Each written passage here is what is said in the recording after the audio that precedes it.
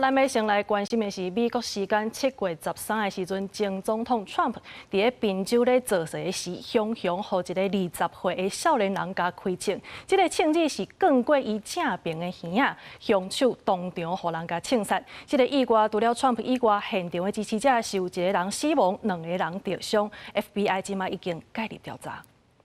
Take a look at what happened.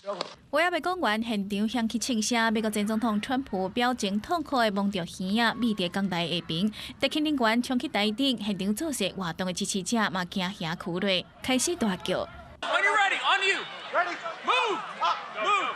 美国当地13，川普伫宾州进行造势活动的时阵，雄雄受到枪击，造成正边的耳仔受伤。伫德庆领馆掩护之下，川普真侪届向民众压拳头，发着战斗安踏现场真实，嘛互现场响起欢呼声。这个枪击造成现场一名支持者死亡，另外2个人重伤。初步调查嫌犯是宾州当地居民克鲁克斯，今年才20岁，伊秘密超过德庆局设立的安全范围，差不多100公尺以外的建筑厝顶。 用半自动的步枪向川普开枪，事发了后，嫌犯嘛互德庆领馆当场断死。He had a rifle. We could clearly see him with a rifle. I'm standing there pointing at him for, 2-3 minutes. Secret Service is looking at us from the top of the barn. I'm pointing at that roof, just standing there like this. And next thing you know, 5 shots ring out.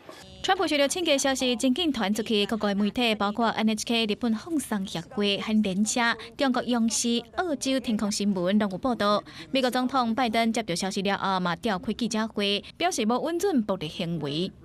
There's no place in America for this kind of violence. It's sick. It's sick. It's one of the reasons why we have to unite this country. We cannot allow for this to be happening.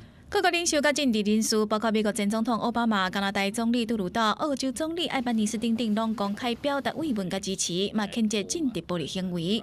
川普伫送病医治疗了后，马上伫社群媒体发文，表示正病的耳仔互断着，感谢德庆领馆欢迎证据，嘛向一位死伤的支持者家属表示哀悼。虽然耳仔受伤，伊嘛照原本的计划出席15到18共和党全国大会。而 FBI 认定这是暗杀无成功的案件，已经介入调查。公司新闻台是同朋友。